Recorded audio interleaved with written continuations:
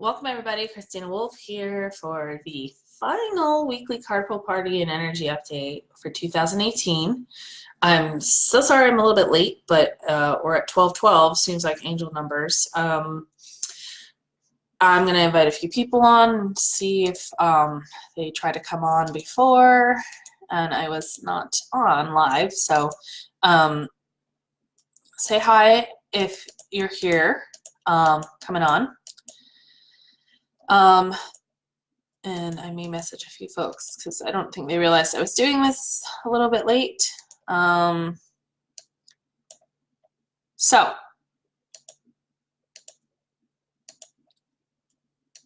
in the meantime, while I'm waiting on a few people to pop on,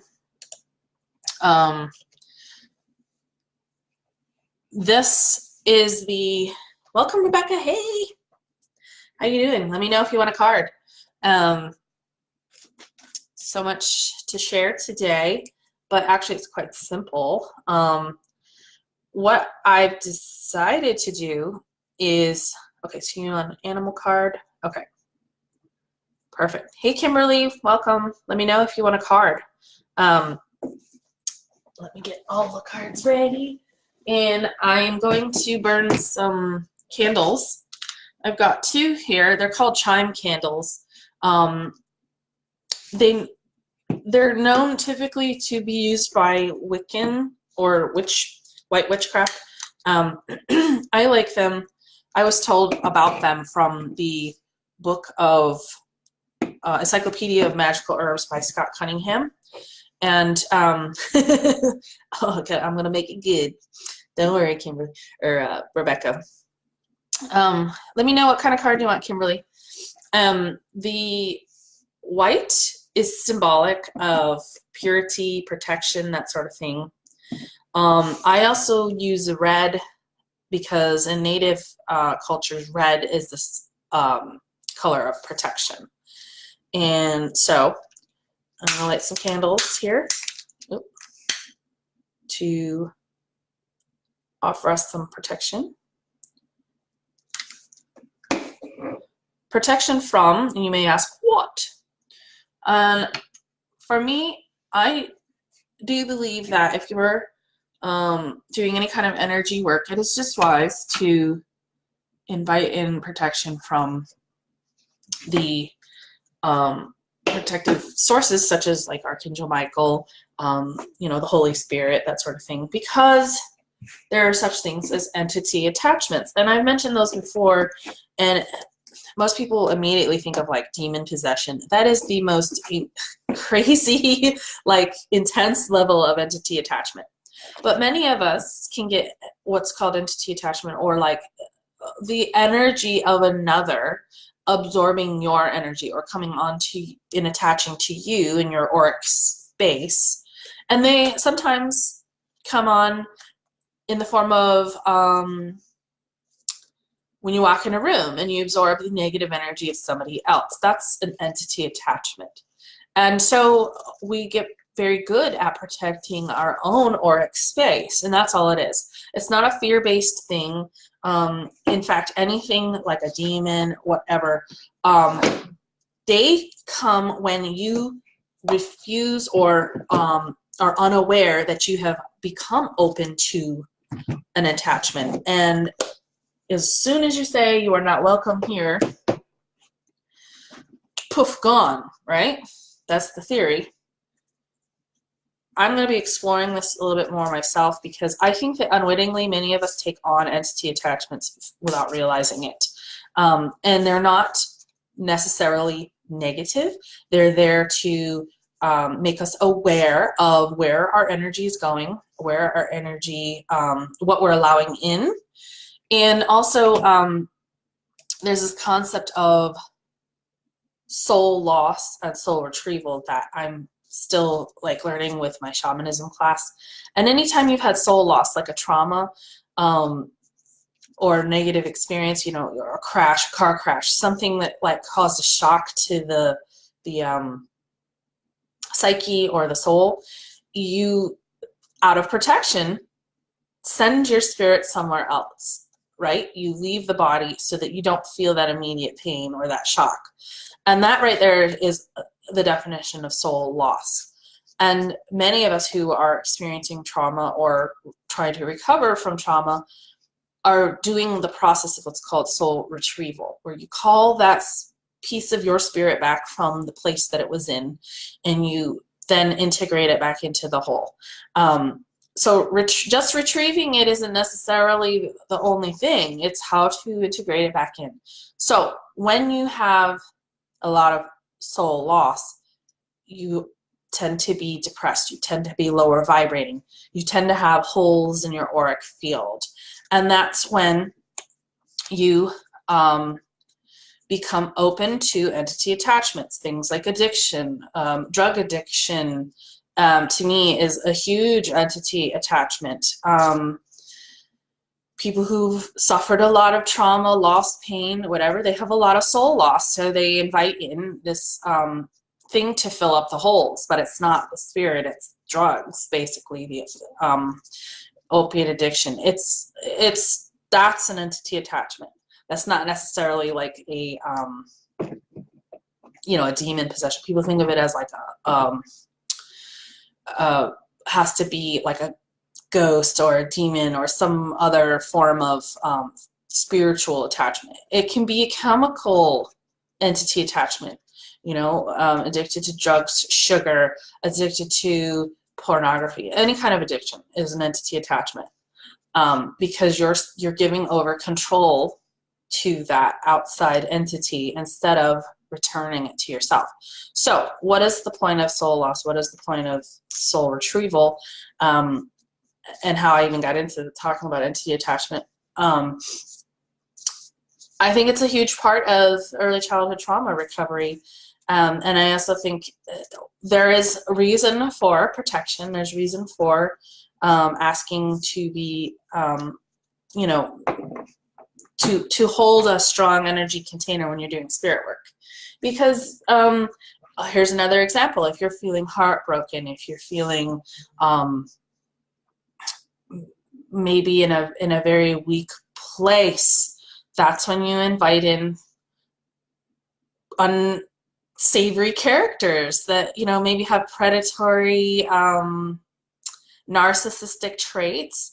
And when you're in that place of soul loss where you're not in your power, then you become available for someone like that. So you want to hold your energy in and your power in, and to not be available for those sort of people.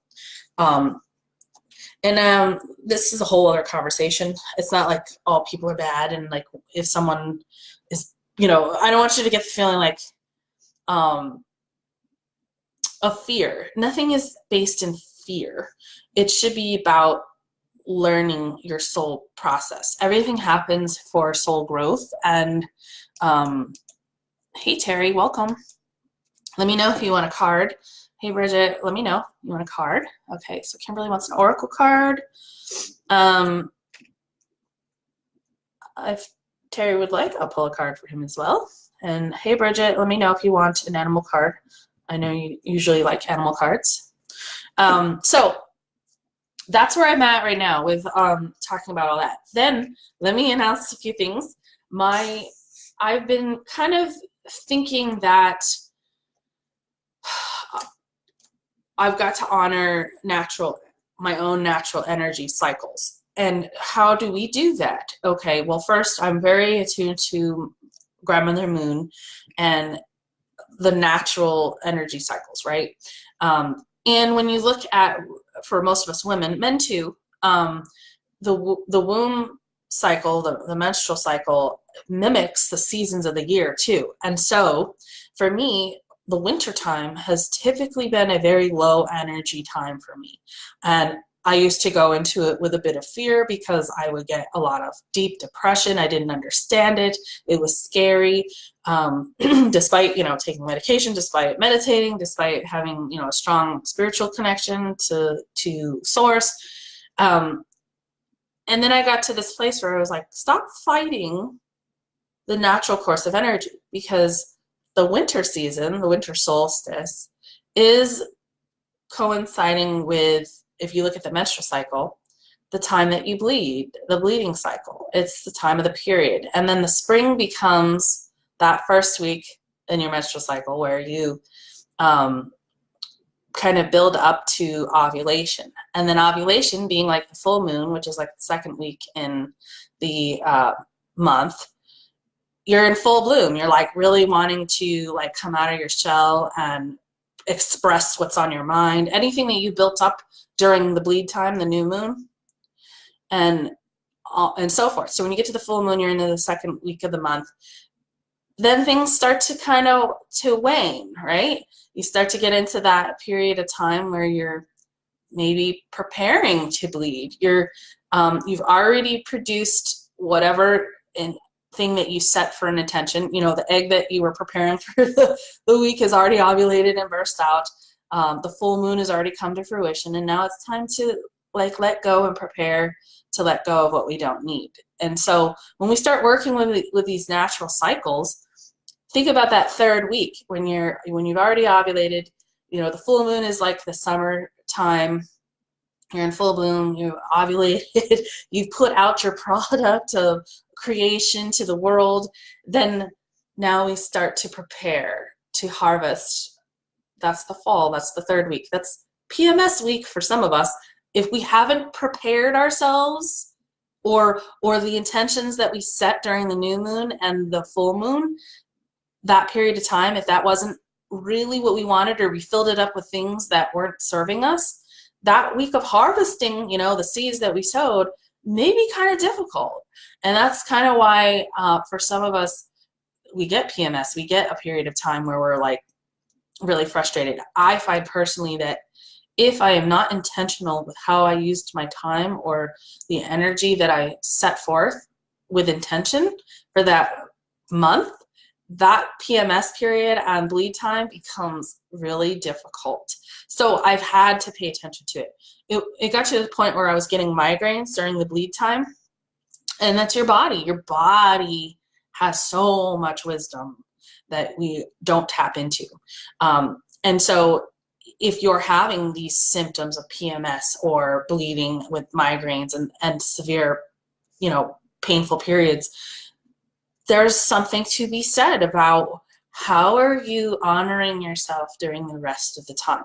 And so this 4-week period of time, or 28-day cycle that most women naturally adhere to, but we don't realize, when we're not in tune with it, that's when we start having problems. When we don't honor it, our body starts telling us the wisdom of what we already know. And so for me, the winter season, the bleed time, has always been pretty difficult for me because I didn't honor it. And so this winter, this bleed time of the year on a grander scale, you know, instead of 4 weeks, we're at 4 seasons. I'm honoring that, and I'm slowing things down, and I'm still maintaining that moon cycle. And I want to talk to you guys on a twice a month interval instead of, you know, every week, because that way we can discuss the new moon, which is the time when it's dark, when, you know, you're planting your seeds for what you want for the month ahead. And then the full moon is harvesting all of the things that you created with those seeds. It's like when the shoot comes out of the ground and it's showing, finally showing, what did you plant? What seed did you plant? And so that between the new moon and the full moon is like that germination period where you may not see what's going on, but you set your intentions and the seed is growing and growing and growing, and then it bursts forth through the, you know, the ground. And then you're in full bloom, right? A flower comes up or the tomato plant comes up, you grow the tomato, it becomes ripe. That's the time that you're picking it. That's the third week, or the fall, or the harvest, right? And then afterward, whatever was left kind of whistles off and dies, right? And then you start the cycle all over again. So I wanted us to work with, because it's the 11th and the most recent activity with the moon was the new moon. I wanted us this week to get into the habit of working with the the new moon and the full moon energy. So we're going to work with the new moon energy that was on the 7th, and we're still in that germination period. We're still in that period between when the new moon began and when we're working up to the full moon, which I believe is like the 24th of November. And we're in Scorpio, right? So the new moon in Scorpio, Scorpio's been kind of like, for those of you who are Scorpio, no offense meant, but it's been the bane of my existence lately because I'm a Sagittarius, and we had Jupiter in Scorpio all last year. Jupiter is the planet of my birth, my natal chart, you know, Sagittarius and Jupiter. Sagittarius is ruled by Jupiter. And so when Jupiter's in Scorpio, it's kind of difficult, especially for those of us who have Jupiter anywhere in their natal chart in a significant way. And for me, this 2018 has been a son of a bitch. I'm not going to lie. On top of that, I've had Saturn, which is, I'm a Capricorn rising, and Saturn is the ruling planet of Capricorn, and Saturn returned to its home sign of Capricorn, and it's going to be here for a while. So I've had those two, Jupiter and Saturn. Their energy and where it's at in my natal chart is like lots of really difficult changes. So I really looked forward to when Jupiter switched over to Sagittarius on the 8th of November. And so we're going to start to feel a sense of relief. A lot of us will. Because Scorpio is really intense. Scorpio is also about passion, intense sexual desire, things that are deep, dark, hidden. And this new moon in Scorpio is asking you to basically crawl to the corners of your psyche and find the thing that's been your deepest, darkest thorn in your side, and finally examine it so that you can be freed of it. Because what do? We're working towards finding our intention of, you know, finding that wound, that deep, dark wound in Scorpio, or what our deepest desires are, right? Sometimes your wound can reveal what your deepest desire is. If you have the wound of abandonment, your deepest desire is true connection or sacred partnership, right? So this is the time to discover what that wound and or deepest desire is, so that you can release it. You're setting the intention to discover what it is, acknowledge it, and then at the full moon, November 24th, that's when you start releasing it. You start releasing all the garbage that you thought about, all your wounds and your deepest desires or your inability to achieve it. Do that work now. We're setting our intentions, and we're in that germination period. So think about that. Think about what are my deepest wounds? They're probably coming up for you anyway, in ways that you hadn't thought of. For me, mine was coming up with being irritated by certain people in their posts on Facebook. I know it sounds childish, or it sounds, look at your triggers is I guess what I'm getting at. So if you're being triggered by something that seems irrational, silly, I don't understand this, or I'm not going to tell anybody I'm secretly feeling this way because no one will understand, that's the thing you need to look at, okay? Or something where you're just having huge outbursts about something that's really bothering and you can't figure out why. That's the thing that you should set your intentions on examining this period of time. Okay, so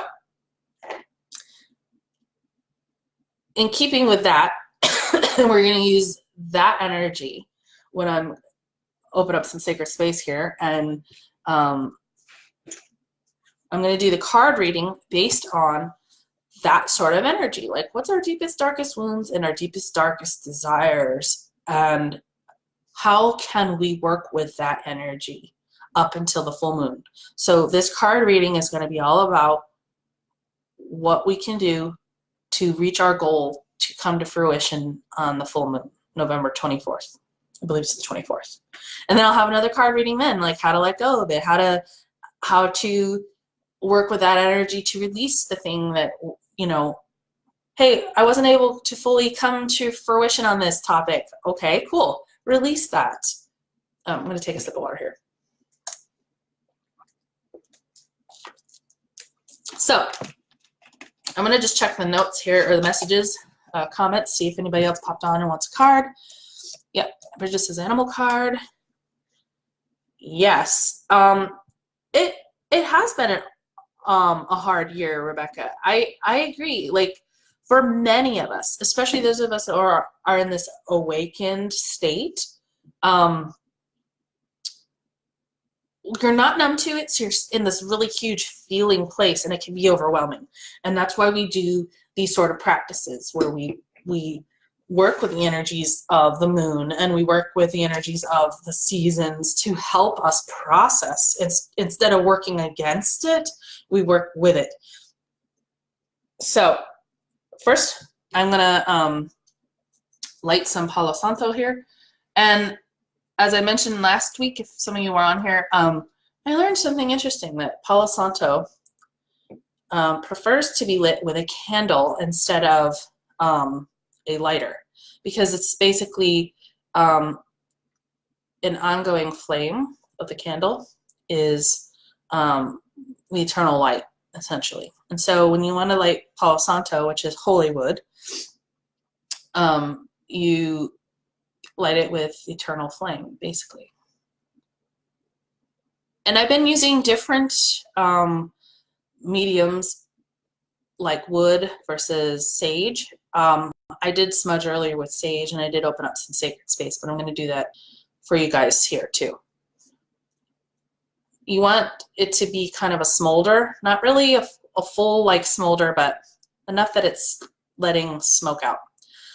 I don't necessarily like to burn the whole stick because then you wind up with something like this later on, which is kind of a big old waste of the Palo Santo.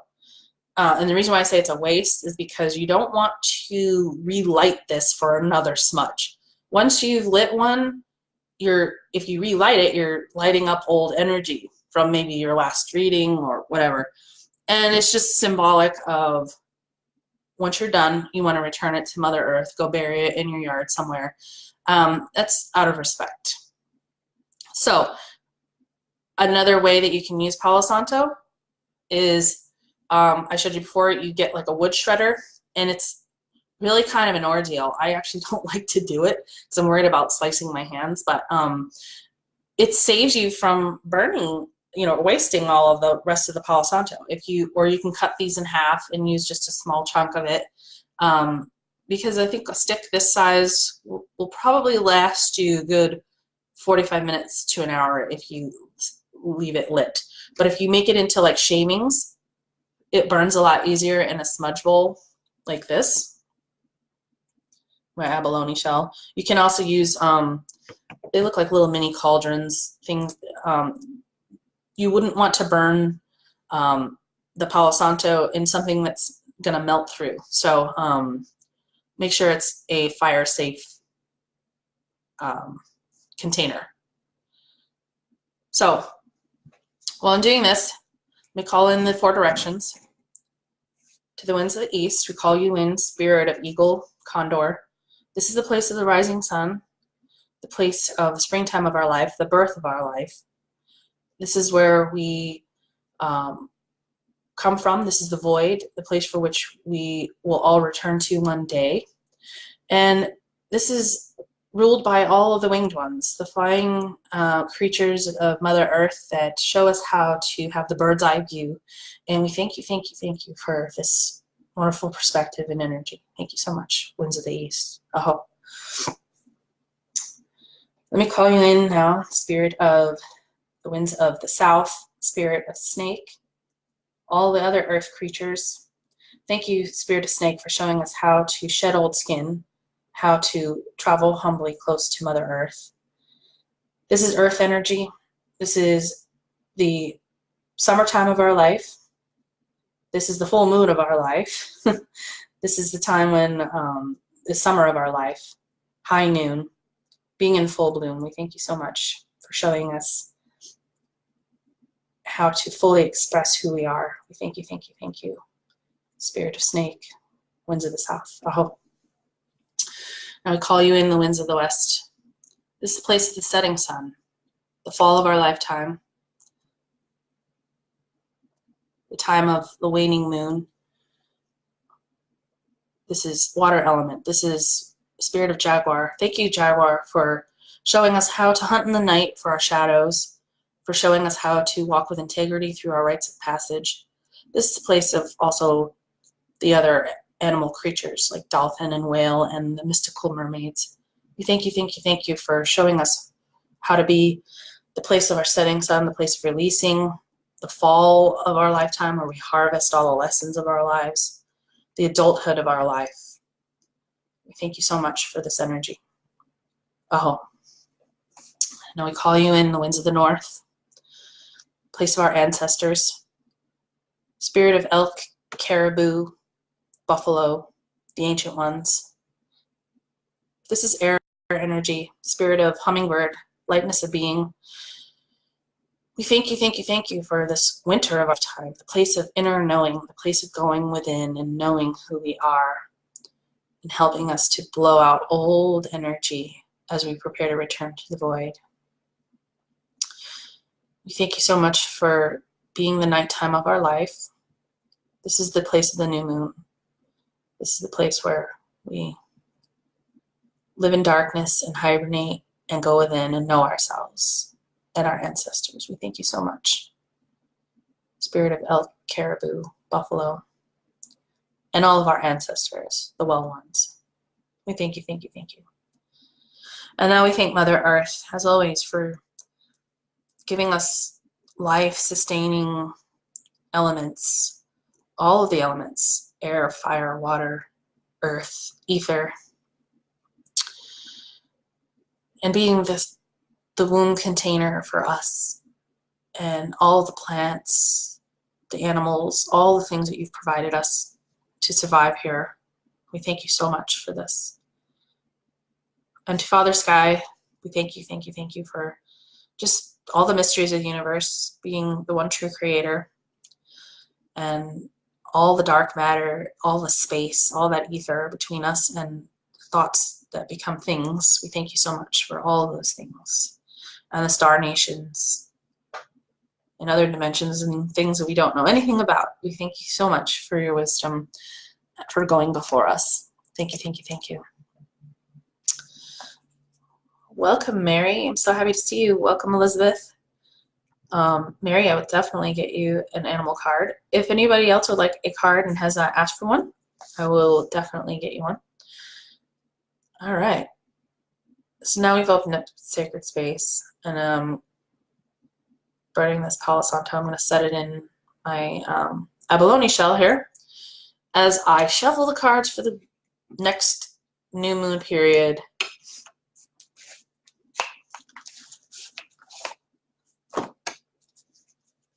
Don't forget, we're working with Uranus is moving out of, I think it's Aquarius. Hold on.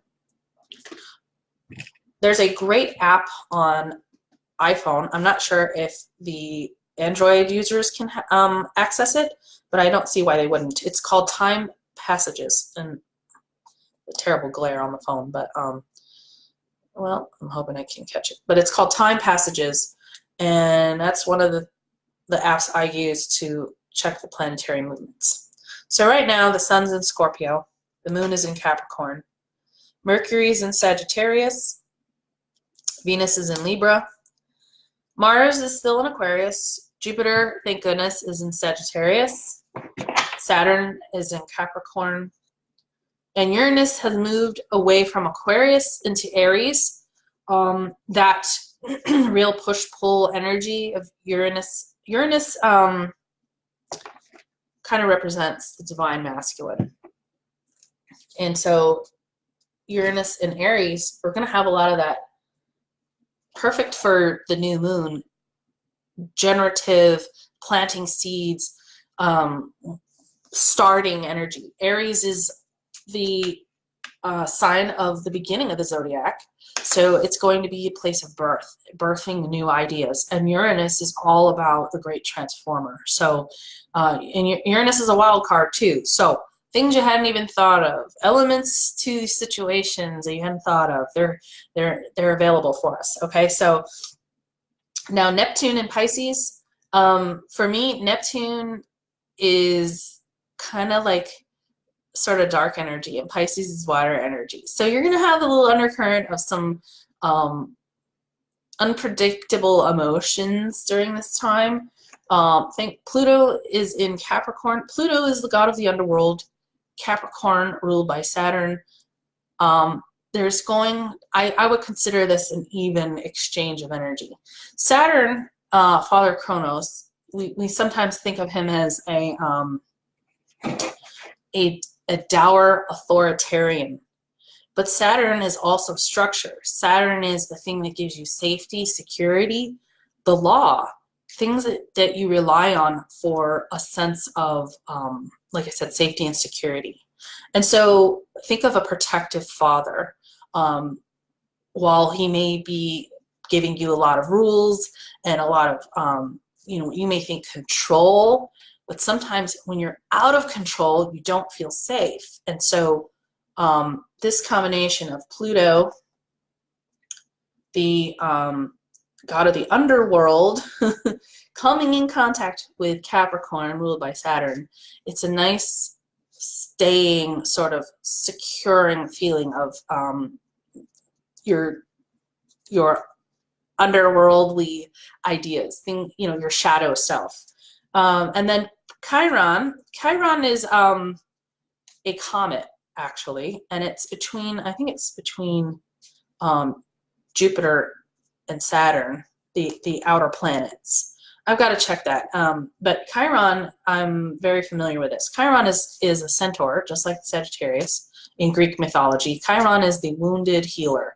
He's unable to treat his own wounds. And so many of us are coming across this, especially if we're awakening and we're light workers and we want to be of service to others. We're really in this story because Chiron retrograded to Pisces, but it's going to be going back into Aries. Chiron shifting into Aries is huge for us over the next few years, because Chiron stays in Aries for about a process of 8 years, and then it goes flip-flops back and forth between Pisces and Aries. Pisces is the end of the zodiac, the alpha and the omega. Aries is the beginning, the alpha and the omega. So when Chiron is in Aries, it's basically talking about the wound of the identity. And I think those of us who are light workers are sensitive to healing our sense of identity. Pisces is more talking about our sacred wounds. It brought up all of the things that we needed to fix. And what perfect timing for, having, I'm not real political, but I like to talk about what's going on in the world stage. People like Trump and other Putin, some of these toxic masculine characters come up to show us the wounds that we need to heal in the divine consciousness, collective unconscious. And so they're not there necessarily to be villains. They're there to show us what we need to work on, what's really there, everything that's coming up to the surface. That's what Jupiter and Scorpio is all about, bringing up the Me Too movement, bringing up all the ideas of what's in our shadow self and what do we actually need to work on, right? And when we do this work and we clear this all out, then when we get into Jupiter and Sagittarius, which we're in now, what did we clean out and what's the space we're working in? So that's what we're dealing with this new moon and into the new year, basically. So let me shuffle the cards as I'm talking about this. I've been shuffling and using this, infusing the energy of what we're talking about into the cards and asking Spirit to guide us and help us work with these energies.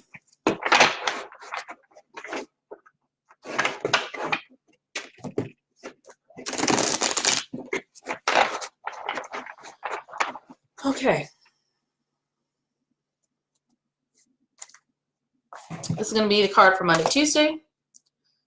Well, actually, we're going to I want to do something different now. I'm going to have not Monday, Tuesday, but the first week of the new moon, the second week leading up to the full moon. Then the last card is going to be the third week, and then the fourth card is the next new moon or bleed time. So do y'all understand how that's working? We're mimicking this cycle here. So this first new moon from like the 7th until the following week is going to be justice. I think for a lot of us, that was really appropriate, especially with the elections.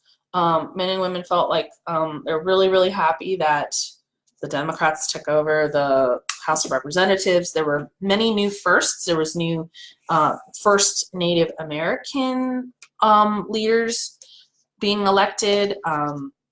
There was a senator from Iowa, I forget his name, Justin something or another. He spoke about he was the first man to help speak about same-sex marriage to his government, to have that legalized in his state, and now he's elected as a senator in his state. I think a senator or House of Representatives. Thank you. But anyways, the point is, even though maybe certain elections didn't go the way we wanted them to, there's this sense of justice that maybe our voice is being heard coming up. And now that energy is infusing us in the next week or so. Like, where are we going with this? What are we doing with this energy? And let me just touch on a few points here. So plantain is the herb ruled by justice, okay? Justice emerges out of the dense forest of darkness and confusion. All that crap, all that hoocha, all that negative energy we're talking about leading up to, anything that came up for us during Scorpio, Jupiter and Scorpio, right? So the displayed sword symbolizes the unqualified search for truth. Her outer cape of red represents strength and power, and the inner gown of pink expresses her compassion. All right, so justice ruled by Libra represents our internal need for equilibrium. She's the faithful divine mother, preserving us and maintaining our health physically, emotionally, and spiritually. She protects those things which are important to us, and with her sword, she carves off what is useless and worn out. Definitely what we're doing here when we're setting our intentions for this coming month. Right? Justice is the appreciation and understanding of the laws of nature. When we're in harmony with these laws, we are protected in all ways. How perfect that we decide we're going to honor the moon cycle, because as long as we're in harmony with the laws of nature that protect us, right? If we're working against it, it's probably not going to be so helpful to us. When we're in disharmony, pain and personal discomfort arise. And we definitely don't need that during this time. Justice teaches us how, through work and action, we can cultivate health for body, mind, spirit by being discriminating in the choices we make for ourselves. She wants us to take us toward our innermost joy.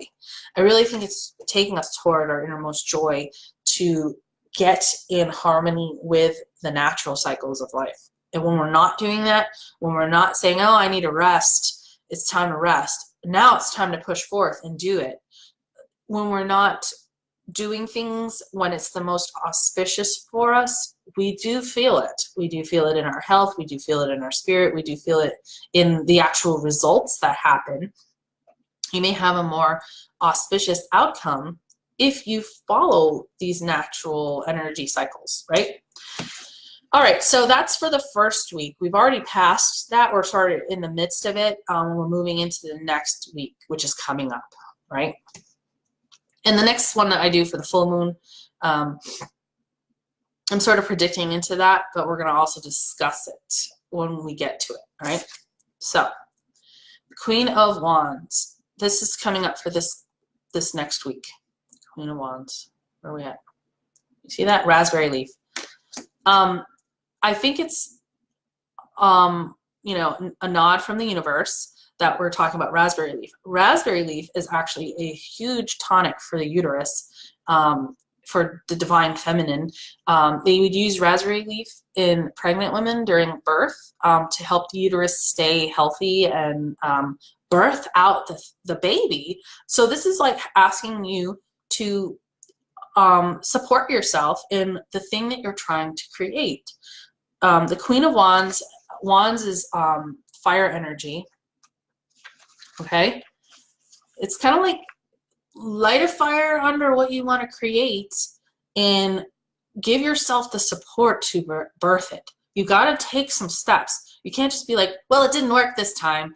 I'm lighting a fire. I'm making the environment conducive for what I want. And now I'm going to, you know, drink the tea, not the Kool-Aid, drink the tea, the raspberry leaf, the thing that will give you the tonic to birth out the thing that you want, right? Okay, so Queen of Wands represents the watery yin aspect of fire. Watery yin, or feminine. She is depicted as a Native American whose earthiness is symbolized by her fertility. She is a woman in full possession of her feminine powers and radiates an aura of profound inner calm and groundedness. As you're leading up to the full moon, it's like leading up to ovulation. What does the body do, the feminine body do? Men also follow these cycles just in a more subtle way, okay? Men have a womb area. It's called a hara. I don't know the ins and outs of that, but it's similar to like your second chakra. Everybody has a second chakra or a womb space in a creative energy center in their body. Women have a physical one. Men can do this in an energetic place. So it does apply to men as well. All right. They also have a yin side, a watery feminine side. We also have a masculine kind of fiery yang side. And so a lot of us women are relying too much on that yang energy of doing. And this is maybe asking you to naturally sit back, relax into the allowing, what are you creating space for energy? Instead of going out and doing something, sit back and prepare to receive something, okay? That's sort of what all about what this culminating to the full moon energy is, okay? Think about what are you preparing to do when it's the time to do it. Does that make sense? What's coming up for you? What are you wanting to work on? A lot of us, we got the holidays coming up. I think the full moon is happening, take that back, the 23rd, which is Black Friday for a lot of us, which is a time of insanity for consumerism. What kind of holiday are you preparing for? Are you preparing to have a nice, relaxed holiday? Are you preparing to have one where you're doing stuff this year that you knew you did last year that stressed you out, and you're just amping up to get stressed out? Like, I don't go shopping on Black Friday because I know better. But this year I'm preparing to clean out my schedule so that I can actually cook a nice meal for my family and not be stressed out about it. I'm actually buying a lot of the food to be prepared ahead of time. I just need to cook it, if that makes sense. But some of the stuff that my sons are asking for, I'm going to prepare directly. But that's what I'm doing now.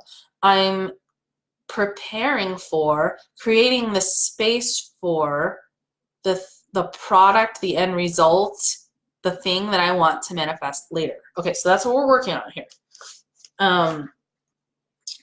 Okay, so the Queen of Wands is a woman in full possession of her feminine powers and radiates an aura of profound inner calmness and groundedness.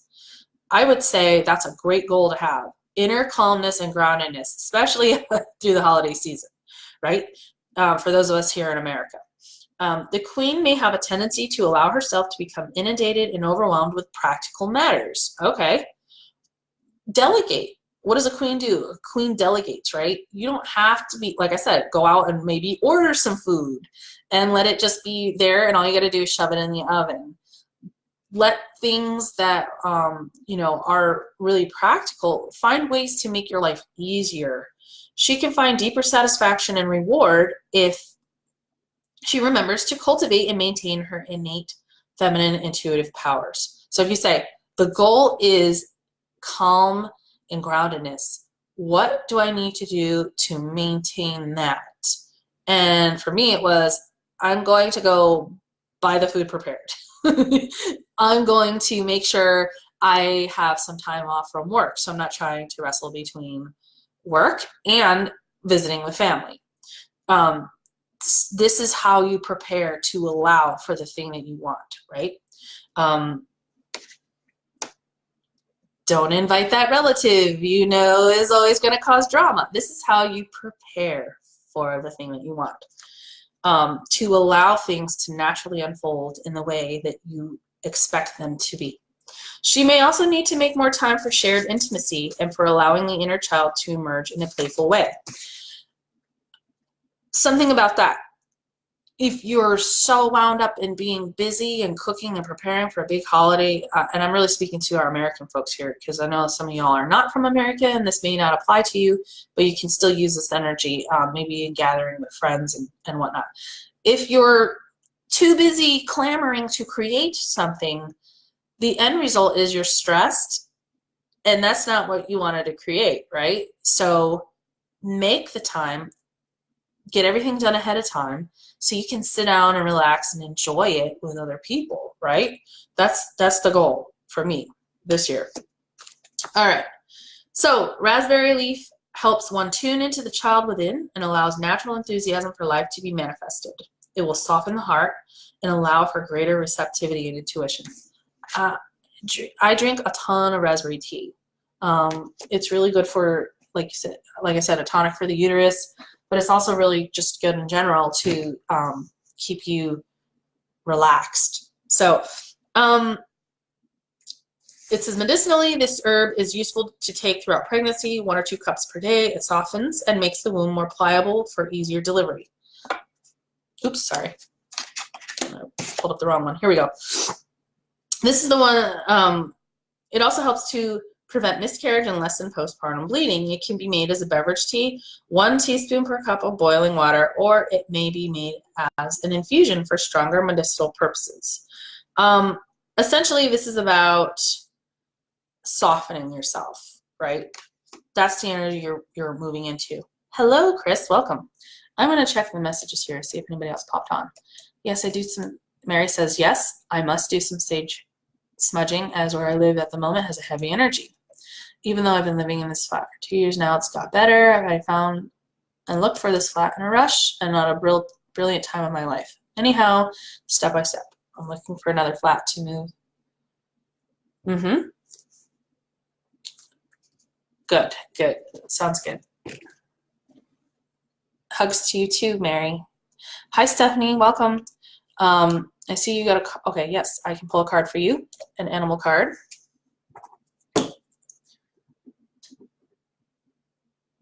So we're still midweek, or mid-month, essentially.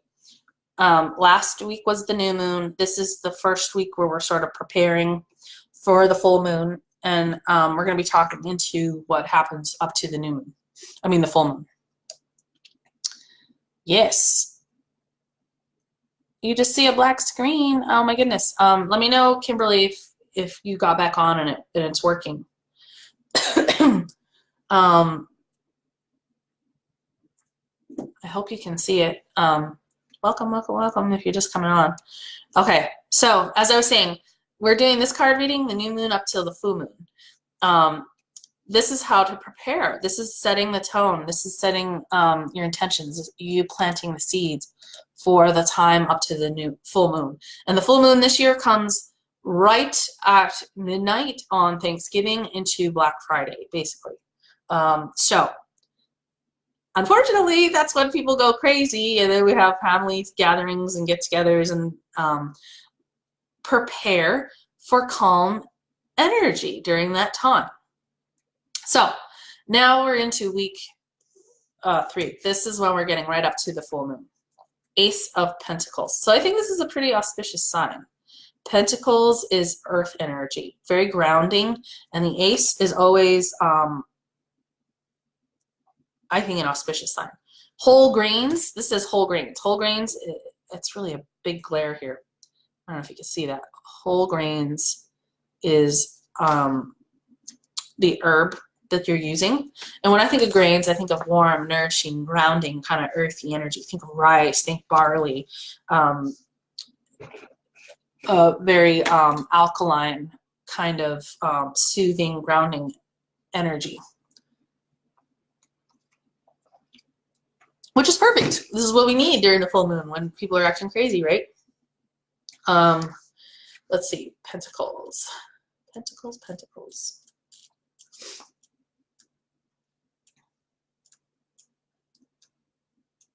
And some people find that the holidays are a great time to come together and relax and enjoy friends and family. Set your intentions. That's what we're talking about here. So, root power of the earth, okay?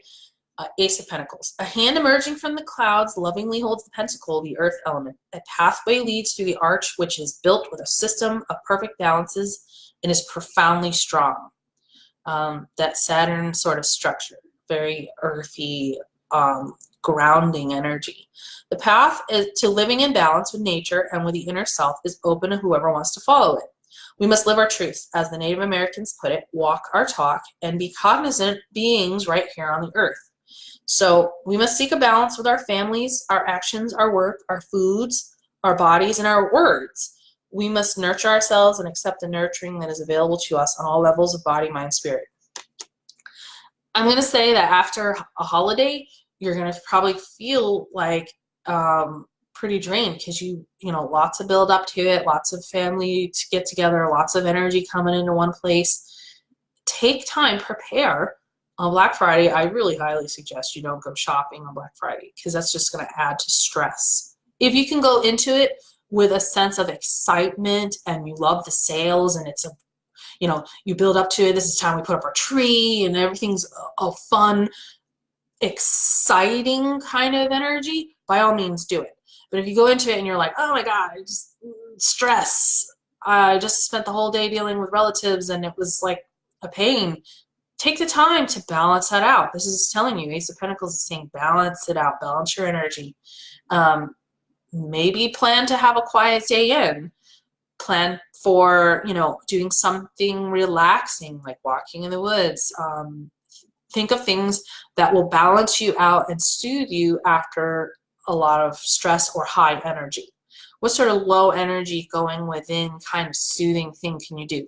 Sit and watch, you know, the fire burning in your fireplace with a cup of coffee. Take that time. It's really important to take the time to balance out the higher energy with the lower energy, because otherwise you're going to start feeling like your engine's stuck on high, you know, your RPMs are going too much, and that's when you get burned out. Okay, so in reevaluating and letting go of any non-supportive situations or habits, we may notice that feelings of heaviness and spiritual lassitude will begin to be released. I think that's one of the reasons why, for me, the winter time is a down cycle, and yet it seems to be the time that a lot of people are, like, in modern times, built up these holidays for a period of consumerism, where consuming is taking in, right? But naturally, our bodies want to not consume. You know, think of a bear. When does a bear hibernate? In the winter, right? It's just it's already consumed everything it's going to consume up to Thanksgiving, right? And then take that time to go within and not consume. Think about that. Maybe let the holidays be a period of time where you just assimilate all of the lessons that you've harvested for the year. Let it be a time of downcycling. Let it be a time of relaxation, maybe marking time, going within. And you'll release some of this heaviness that you maybe picked up over the years, you know, over the year. One's desires should not be ignored, nor should one become a slave to them. For example, you desire to have connection with others during the holidays, but if it's going to stress you out, don't do it. I mean, or you may desire to not be, you know, crazy this year, and you feel guilty about not wanting to participate. Don't do that to yourself. Relax, enjoy yourself. Go with what your intuition is saying. And I would say, if you're going to do high energy activities, if you can do it in a place of a sense of excitement instead of obligation, it can be a positive thing for you. So, work at weeding out desires that are empty and unsubstantial, and support those that nourish on a deep level.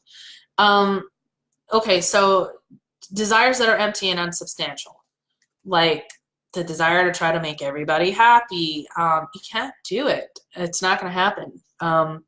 Just as nature throws her seeds out with desires to expand and flourish, we too must be willing to plant our visions, nurture them, and watch them flourish. So this full moon time is the time to watch yourself flourish. You've already planted your seeds last week, this week. Coming up the 22nd into the 23rd is the full moon. It's called the beaver moon, of all things. It's the time when the beavers build their dams for the winter, and they're preparing. They're doing all their work now, right? They're doing all their work now so they can relax during the winter, because they know it's a time of low energy. And so that's kind of what you need to be doing here. Maybe consider Thanksgiving as a nice prepping, and everybody's like gorging themselves to then relax into the winter. I don't think it could be a bad thing to try to follow this arc of energy that's going on here. A lot of us, though, where I see myself getting stressed is not following it. And so I really think this year, maybe set your intention to really truly honor your energy cycles over the holidays. Okay, so now the week after the full moon, we're going to have another card reading coming up on the full moon to sort of see where we're at, to see how much of our intentions sort of manifested and what we can do in the next couple weeks up to the new moon, how we're letting go. So let's set our intentions. It's a Six of Cups. That's the last week of the month, moving up to the new moon in December is the 7th. And that's new moon in Sagittarius. The new moon in Sagittarius to me is like highlighting Jupiter in Sagittarius. That expansive energy, that optimistic energy. So after you've rested over the holidays, you're sort of getting expansive, thinking about the new year coming up, how you want to spend time with friends over the holidays. Let it feel good to you, and if it's not feeling good to you, don't do it. I would say that's the lesson here. Six of Cups and watermelon it's perfect for gathering, having childlike joy. If you can't bring it and get together with friends in a childlike, joyous way, think about the activities that you're doing. Do they feel good? If they're not feeling good, then don't do it. I would say do it only if it feels like you're gathering with joy. And what do we see over the holidays anyway? Joy to the world, right? But a lot of us, it's a paradox. We're like, the last thing I'm feeling right now is joy. Because I want to go within. But you can feel joy within, and let that joyous feeling be the environment for which you make all of your choices throughout the next month, right? Okay, so let me look up Six of Cups. Cups being water energy, your emotions. Pay attention to your emotions. They're important. Don't stuff them. Don't stuff them down. Don't say, oh, I should be feeling blah, blah, blah. Feel into how you really want your holiday season to go. So you may have, okay, well, I'm feeling really sad, stressed, depressed, but what I want is, on the opposite side of that, is joy, calm, a sense of togetherness. What kind of things are going to bring you those senses? What can you do in this energy to bring that into your life? If it's as simple as, I just want to stay home and watch A Christmas Story 12 times in a row, that's going to bring me joy, a sense of togetherness, because I'm here with the family that I love and I don't need to go anywhere or drive anywhere. You get the feeling, you get the sense of what I'm getting at, right? So doesn't necessarily mean you got to go out and do anything crazy. but get the feel for setting your intentions for how you want to be. So, Six of Cups, watermelon, two children play at love. The boy, bedecked in roses symbolizing desires of the heart, is making an offering of watermelon to the girl who is standing in an attentive detachment. This card shows the need to touch in with childlike innocence of loving and add more playtime to one's life. Let it be easy, okay? We're gonna let this be easy for you guys. So, essentially, over the next few weeks, set yourself up for what you really want. The building up time, the actually coming out, and if what you wanted to have happen didn't happen, ground into that, balance that, move into you know, a more joyous place of understanding. Like now when I'm, you know, in my downtime, I'm going to reassess. So I'm going to do individual cards now for everybody, but just prepare. The next full card reading is going to be for the full moon, and we can talk about, did we prepare for everything that we wanted to happen? And if we didn't, this is what we got, and now what? Okay, so let me get, set these aside. I'll get the oracle cards ready and the animal spirit cards ready.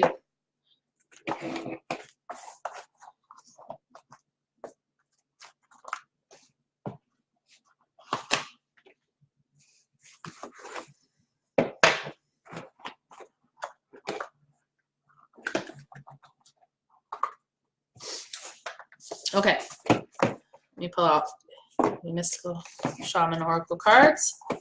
And in the meantime, let me know how is this landing with you guys.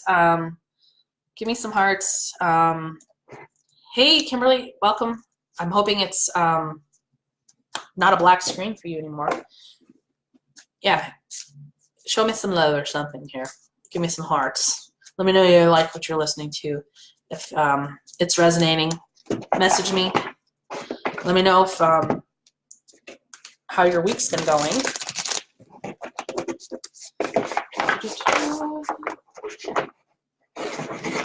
Yay, hearts. Woo, I love hearts. Thank you.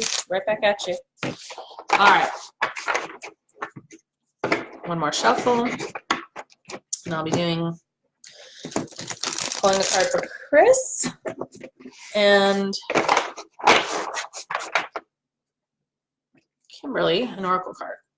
Okay. Yay, hearts! Woo! This one's for Chris. And this one's for Kimberly. Okay.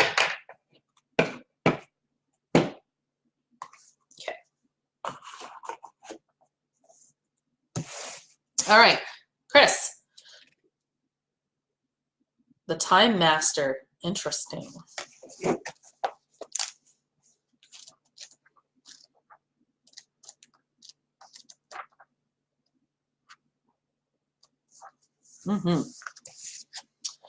Okay, so time is a construct of the human mind through which life events are seen to flow in a straight line from past to future.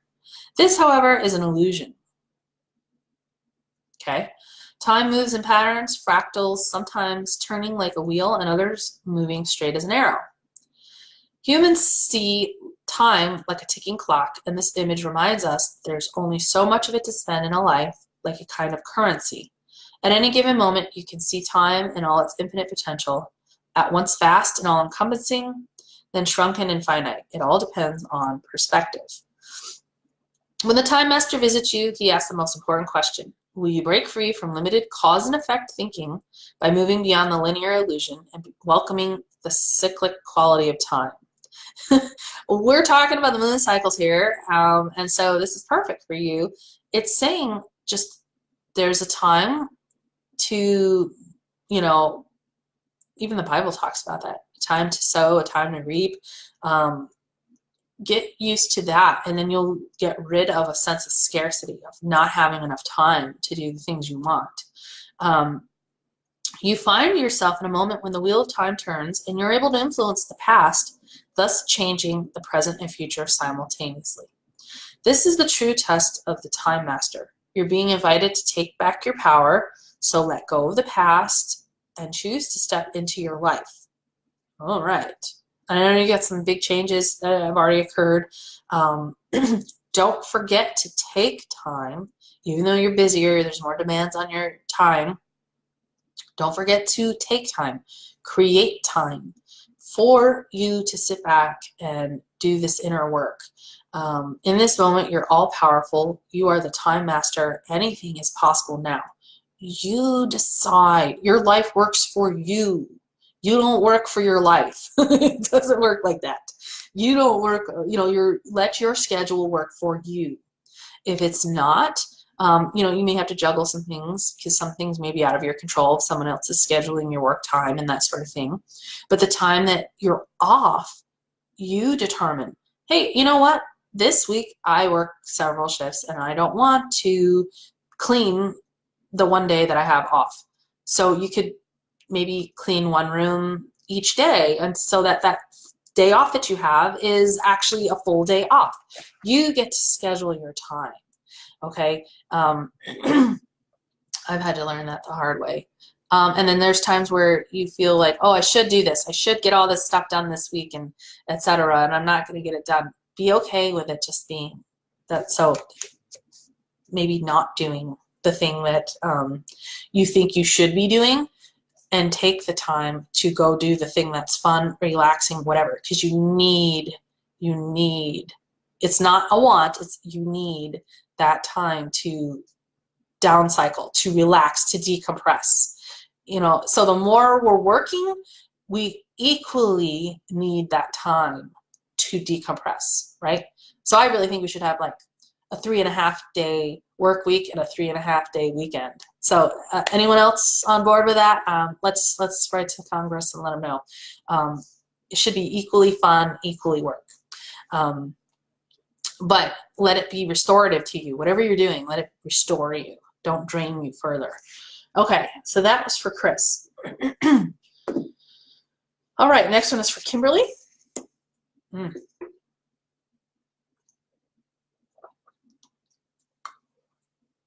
Yay, hearts, woo!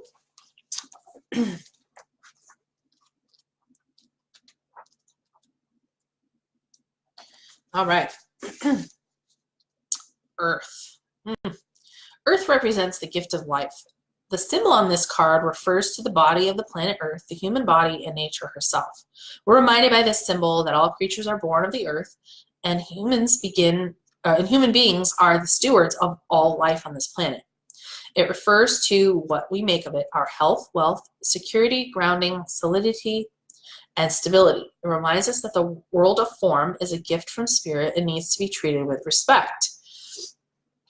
I think this is asking you also to honor what you have already created here on Earth. And you're saying, okay, I just finished up my manifestation letter for 11/11. This is a perfect day. It's actually a portal time. There, you can look up on YouTube. There's lots of videos on 11/11/18. It's a opening up of energy for us to really upgrade into new levels of manifestation. So you're saying, I lit some white candles and burned my Palo Santo. I wrote all these things I need to let go of. Yes, this is a perfect time to do that. Writing a list of things to let go of and things to gain. Because you get to decide what you're thinking and feeling in the ether, in the dark matter where thoughts become things. That's what comes to manifestation here in the 3D world on Earth. We can think a lot of things in the spiritual realm, and we can say, okay, well, that doesn't really apply in 5D living or 4D living, but we also live here on Earth, in the Earth realm, for a reason, because of this ability to bring it into physical manifestation. So she said, I reread my letter and then separated out the things I need to manifest. I rewrote a new page with my goals and things I need to support a more self-loving life. I sealed that letter and put it in a safe place. Then I burned my first. See, these ceremonies, these rituals that we're doing for ourselves are very important, because when this is just my knowledge, my thoughts, we live in a very distracted society that wants to take us away from intuitive knowing, from the cycles of nature, from these moments where we stop and do ritualize our life and in the cycles, the rites of passage that we have. And this is very important that we honor ourselves. Take the time to do this work, to set our intentions, write our letters, do some form of ritual, lighting a candle. I'm learning so much from my mentor Olga about how to cut cords from things that don't help us anymore. If anyone's interested in doing a cord cutting ceremony, I'd love to show you all. Just, you know, make a comment, say hi, whatever. Yes, I'm interested. We can talk about doing that. These are really important things to do when we're manifesting, choosing what we want to manifest here on Earth. Okay. Chris says, definitely feels like I'm always rushing. Yes, that's the element too. Always rushing, so we're distracted. We don't have the time to do the things that we want, to create the things that we want here on Earth.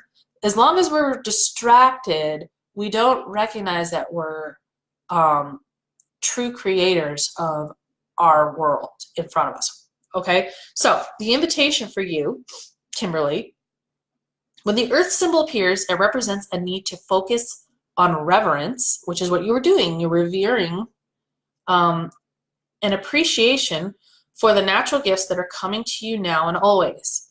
Okay, there's so much knowledge coming to you about what you want to manifest on this earth and what you're here for. And take the time to get quiet and listen and honor that, right? Okay, the concrete world you inhabit is there by the grace of spirit, and you are part of it. Okay, remember, you're part of it. The things that you're doing have effect. Okay, what kind of effect you want? Much can be accomplished now when you focus on compassionate, reverent service to the world. If you act with integrity, gratitude, and humility, you will find yourself more prosperous than you can imagine. Success is assured when the earth appears as an invitation. The other thing, in the doing of things, in the writing the letters, in the burning the candles, in the ritual of things, you're also feeling the energy of it, okay? So you're creating the energy of it. Your intentions come forth, okay? Yeah. Yep. Okay, so looks like some of y'all would like some cord cutting. Let me know. It's not definitive.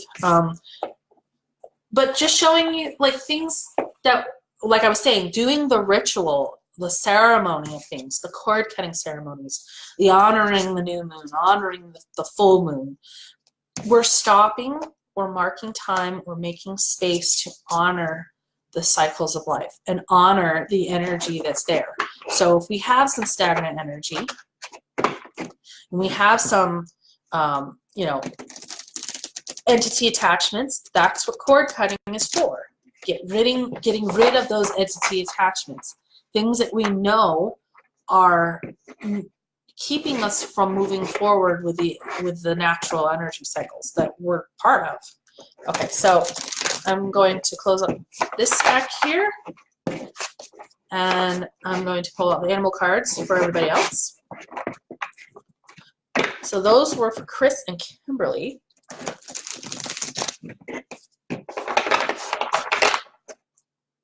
Thank you.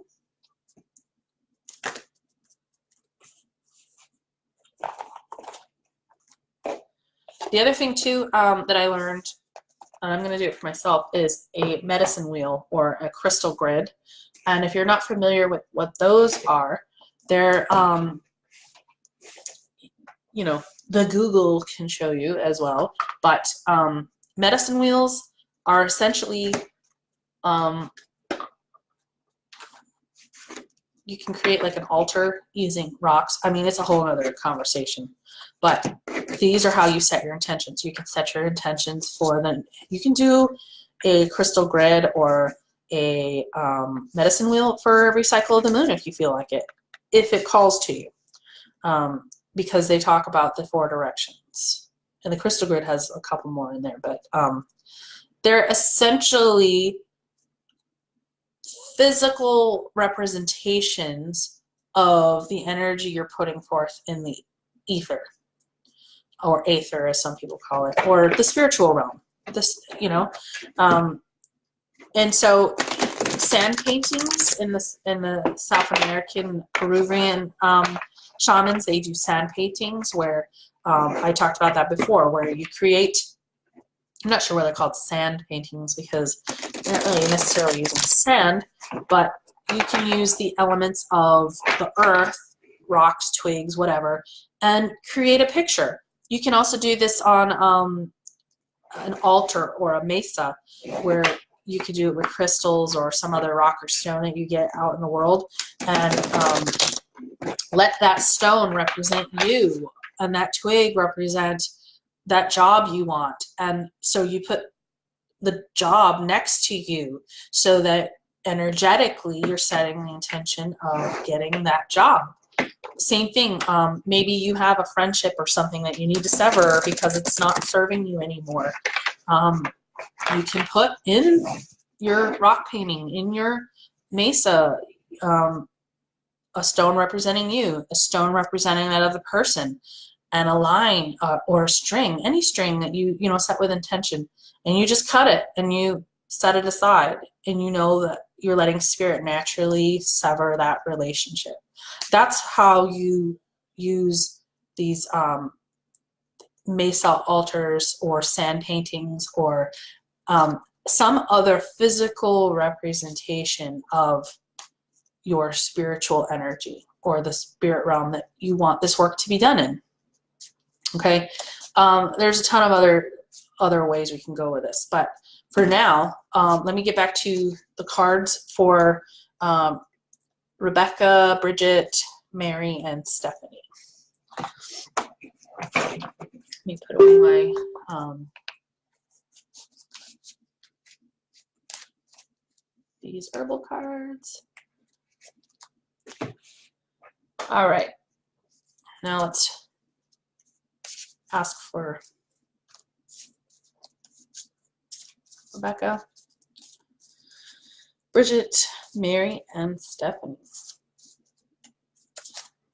Thank you, Spirit, for giving us your wisdom.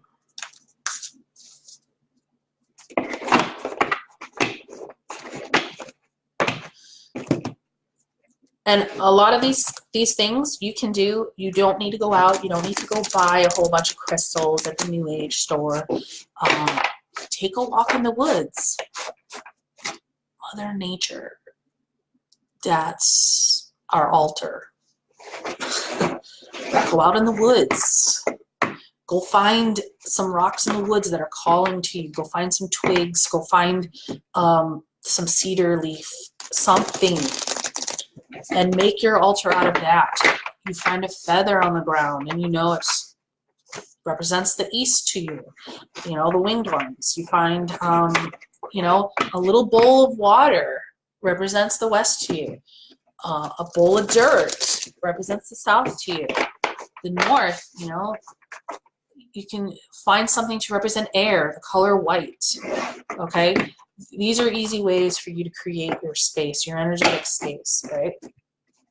Okay, so keep that in mind. You don't have to go spend money. In fact, I don't encourage you to if it's not feeling good. If you don't have the money on you, you can set your intentions to gather money in your sand painting or your mesa or your medicine wheel. Let your medicine wheel represent your new prosperity.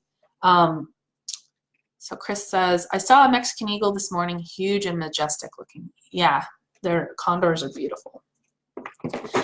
Kimberly says, thank you, love. I appreciate you and your service so very much. I look forward to seeing you each Sunday. Oh, well, I'm going to be doing it only twice a month for the next 2 months. Probably in January, I may bring it back up. I'm going to see. But for now, I'm just honoring letting it slow down, and I'm going to do it during the new moon and the full moon. So the next one I'm doing, the next card reading after this is Friday, November 23rd at noon, because I'm off. It's Black Friday. So, and happy Veterans Day to you too. Well, thank you. Anyone on here who is a veteran, I honor you as well. So Kimberly would like more info on cord cutting regarding limiting beliefs. Yeah, I would love to share this stuff with you guys. I mean, my mentor teaches us these things, and I feel like I feel like obligated to tell you guys the same things, because it's like we need to all go out and do this work for others, right? It's like it doesn't need to be secret occult knowledge anymore. This is stuff that people need and want, and if you can be that person for them, you know, I am so grateful to all the people who teach me the things that I know. And when you learn it, you're like, I knew that. It's sort of calling you back to memories. So yeah. So Chris says, I have driftwood next to a stone on my mantle. I didn't realize the connection.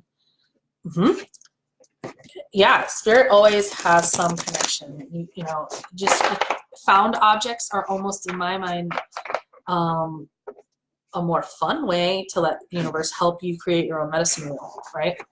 Rebecca says, I had cord cutting work done since long distance in the spring and then again in the summer, but I don't know if it went through, so to speak. Could be you need to do it again. Just keep doing it. Clear, clear, and clear again, right? Nothing saying that the same energy that created the cord isn't still ongoing. So maybe you can do some energy work around if the type of cord cutting that you didn't work, there's other ones where it's very physical. Instead of just an energetic cord cutting, you can do a physical one with a candle. There's a new way that I learned just yesterday that might be useful for you. You know, where you have a candle and you tie a string and it represents the cord, and then you cut it, and it literally put them in 2 separate bags, and you bury one which represents you, and then you take the other one and bury it way, way, way far away, and that represents the other person or the situation.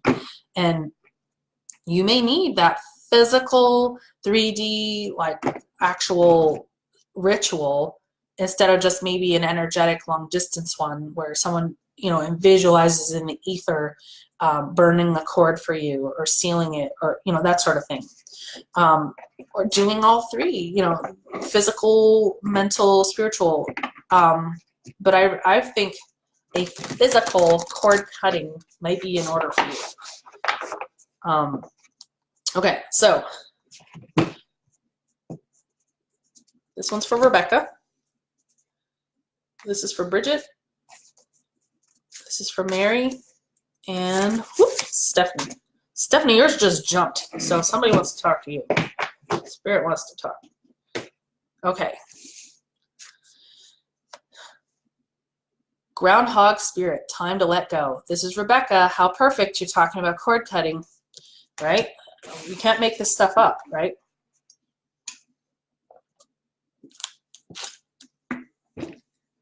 It's time to let go. Whatever it is, you just got a clear sign. If you're looking for a sign, here it is. Time to let go. 31. Groundhog.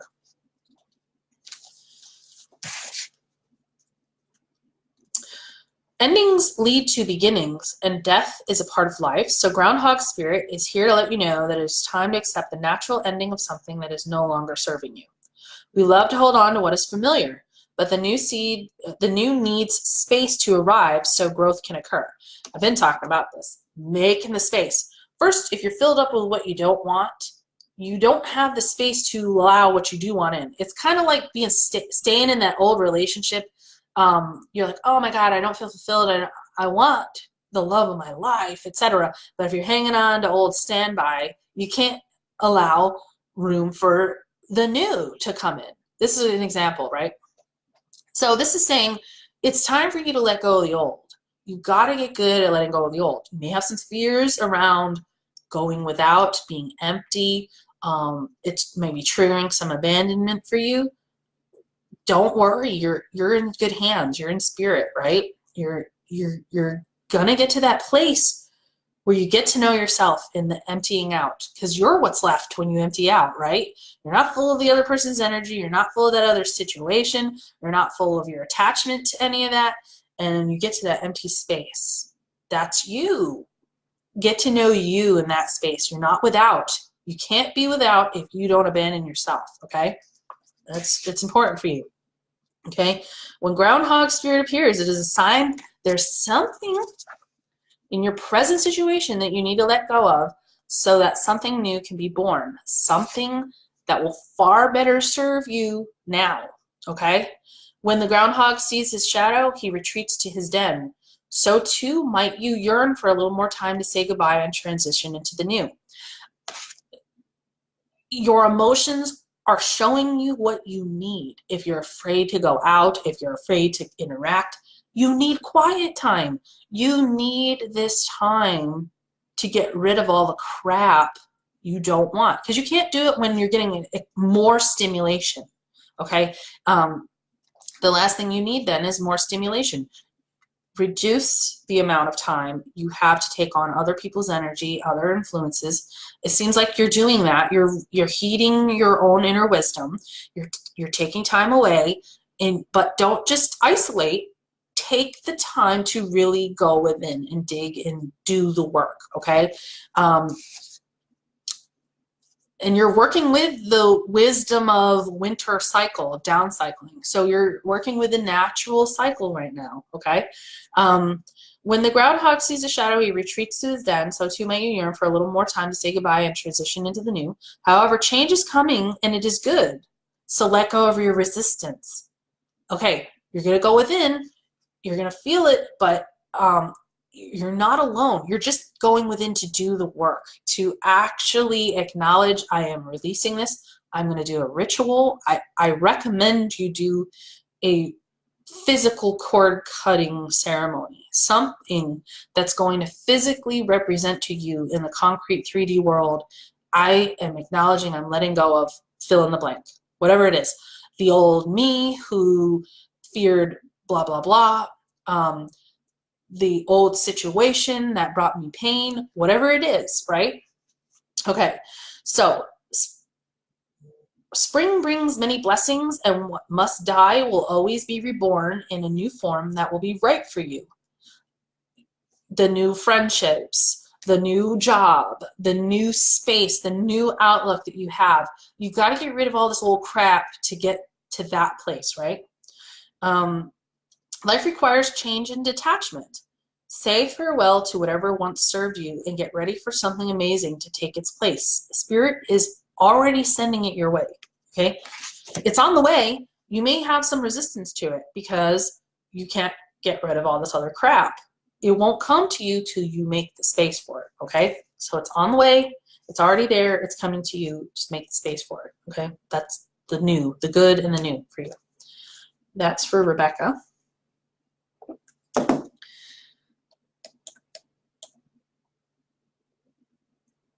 She said, these awful people are still coming through in the future in my readings, even after the cutting. So I guess they are soul contracts that must go through. That's interesting. Yes, but your perspective of your part in those soul contracts can be let go of, okay? The way you're looking at it, the difficulty you're having with it, the resistance you're having to it, maybe that sort of thing. We can talk more about this, you know, if you want to message me. Sounds like there's more details need to be known.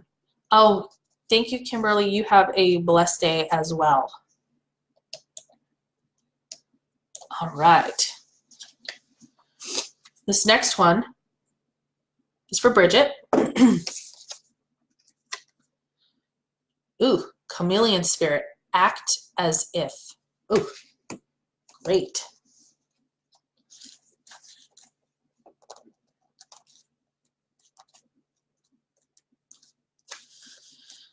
One more drink.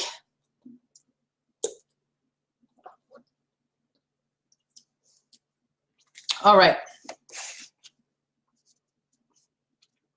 Chameleon Spirit shares her gift with you today to prepare you for changes that will greatly benefit you. Outer conditions are changing, and you're required to come into harmony with them so you can co-create your greatest dream. Okay, we're in the new moon. We're in that second week of still, what does our body do when we're preparing for ovulation or to come into the full moon? We're padding our home, right? We're padding the uterus with nourishing, tissues. And what are you doing to pad your space, your energetic space for what you want, right? Okay. Feeling sensitive? Good, because that will come in handy, enabling you to determine how best to adapt to your environment and the people in it, while at the same time maintaining your integrity and inner equilibrium. Even if you feel like you're in uncharted territory, Chameleon Spirit has complete faith in your ability to fit in and learn the lay of the land. Adapting is necessary. If you have a new situation, stay fluid.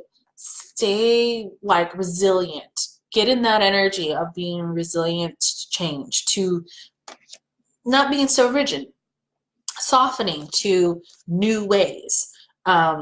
This is a fortunate time to act as if and do as others do. Kind of like when in Rome, do as the Romans do, right?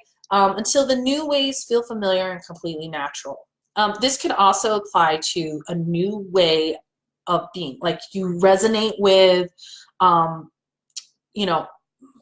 more positive thinking, but you hadn't in the past always done that.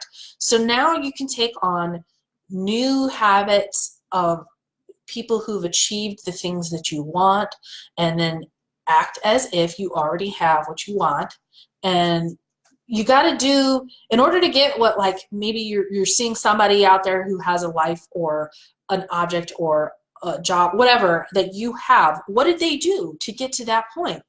Act as if, follow their habits, but do it in your way, okay? So life is offering you a great lesson now. Adapting isn't about losing yourself. You're you, you're definitely you, and you're bringing your flavor to whatever situation you're trying to manifest, but it's about learning how to dance with others, right? In a new way. And it's fun. Sometimes it's fun. What's that saying? If you always do what you've always done, you'll always get what you've always got, right?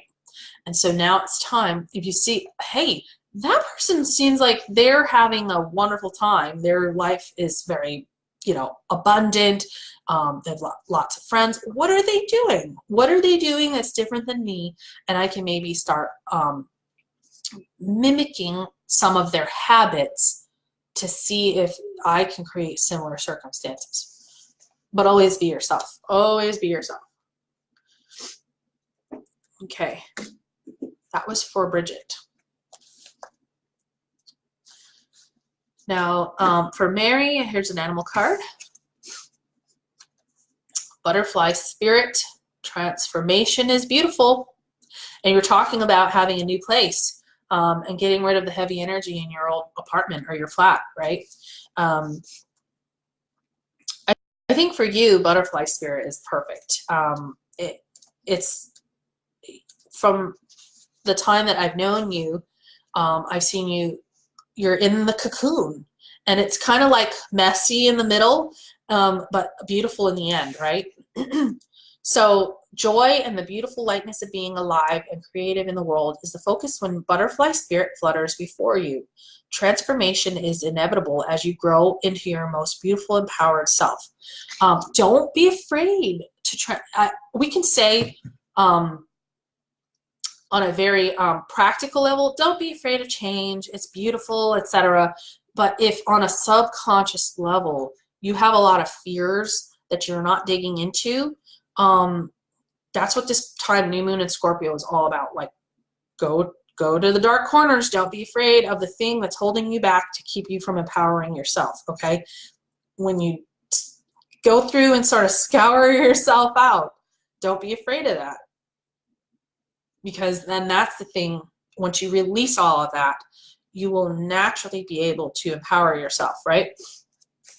So Indeed, you will go through some uncomfortable stages as you let go of the forms of your life that no longer fit the new you, okay? It's uncomfortable, but it's not going to last forever. Just remember, it's messy in the middle and beautiful, hard in the beginning, messy in the middle, beautiful in the end. And that's a Robin Sharma quote. He's one of my favorite motivators in the business world. Even relationships must go through shifts to match your new emerging self. If you focus on the beauty and not the challenges, stop taking yourself too seriously. This is a good time for you to go play, relax into that feeling of something new. Think of, okay, who am I when I do blah, blah, blah.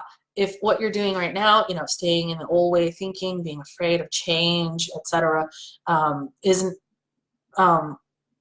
giving you a joyous, playful, fun feeling, stop thinking about it. Stop saying, this is who I am, I've just always been like this, etc. Move forward and act as if, pretend that you are the butterfly already, okay? Choose to be playful, loving, and joyous. You will soon know the miracle your soul wants to experience through you. Through you, okay? Today is a day for joy, so alight. I think a lot of our frustration is when we're holding back that thing that our spirit is asking us, is calling us to go to, right? So today's a day for joy, so alight. Look around and see the beauty that is everywhere and in everyone, including you. The more time that you sit and you think, you take a stretch of time, maybe you're out playing with the kids that you nanny and you're just staying in a place of joy for about 10 minutes, 5 minutes, whatever, as you're watching them play and you're feeling that happy energy, that joyous energy. You spent that 10 minutes feeling that joyous energy and nothing new changed other than you focusing on that feeling inside. And then you get used to it. It's a vibration you're used to. And every day, the next time you're going out playing with the kids, you're feeling that joyous energy again. And it expands and it becomes a familiar sort of go-to anchoring energy that you got used to. You built sort of a neural pathway to it. So that's how you transform from maybe the caterpillar who was always stressed or feeling sad or fearful. As you're getting used to these joyous moments of time, they expand from 5-10 minutes into, all the time. It's a feeling that you arrive at quicker and easier because you've practiced it, okay? And that's how you morph into the butterfly, the joyous butterfly, okay? Do little experiments with yourself every day. Just for 5 minutes, I'm going to sit here and imagine, what does it feel like to feel joyous? What is it? What's bringing me joy out of this space? What's coming up? Oh man, I think I'd like to take a trip. Whatever. Something's going to come out of it that's going to be motivated by spirit. And it may not make sense to you. You may be like, I have no idea where that came from. Go with it. Go with spirit. It could be like, today I want to go drink coffee in that cafe I've been thinking about, and just go do it because you haven't done it in a while or never. Follow spirit inspiration, okay? It may lead you to a new friendship, relationship, something that will bring you to this newer place, this butterfly place for you, okay? That was for Mary. And then now Stephanie, I'm kind of curious because this one totally jumped out at us, so let's see.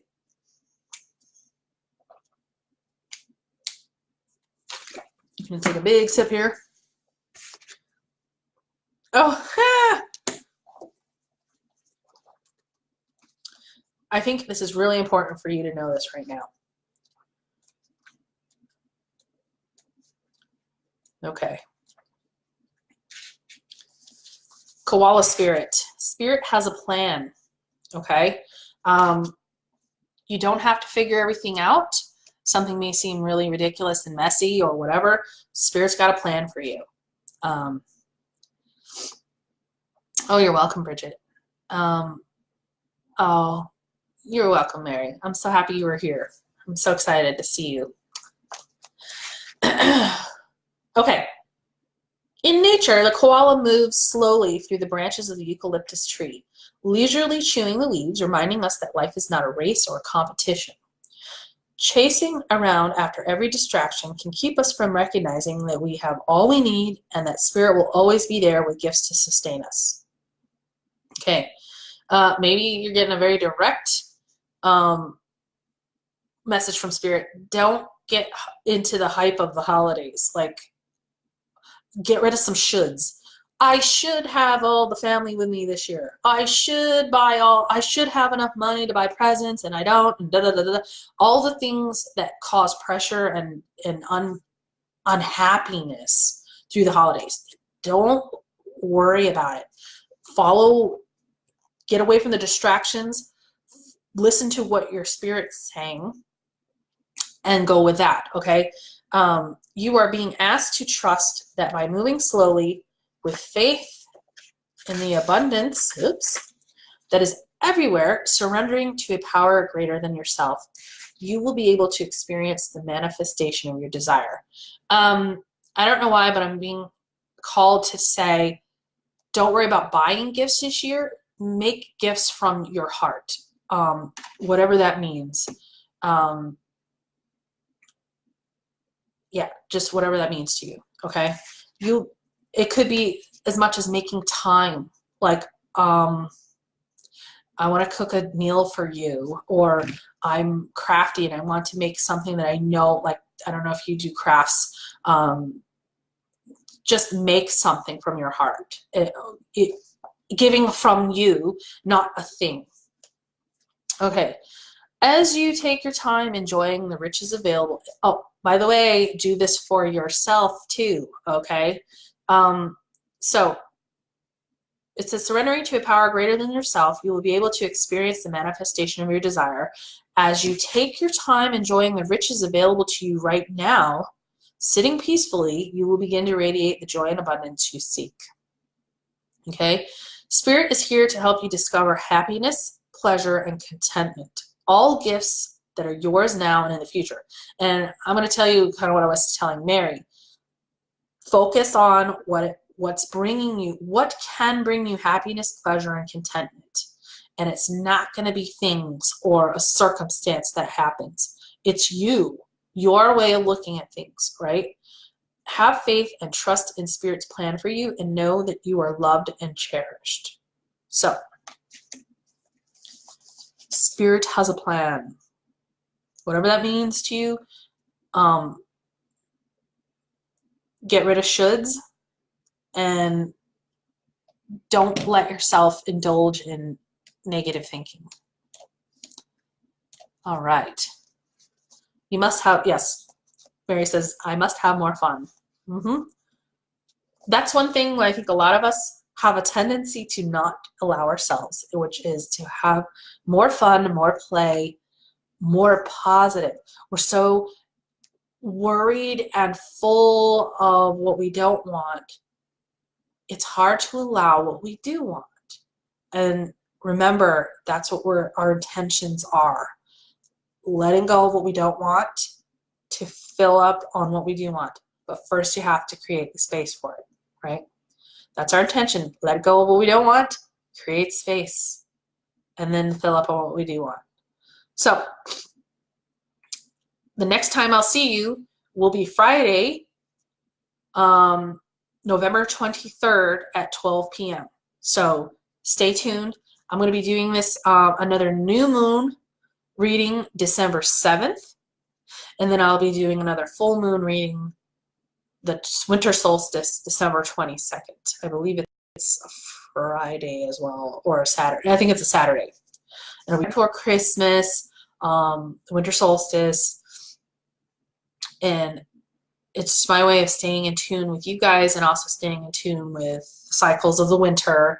And I'm hoping to stay in touch somewhere in here. If you guys want to learn about cord cutting and those sort of things, let me know.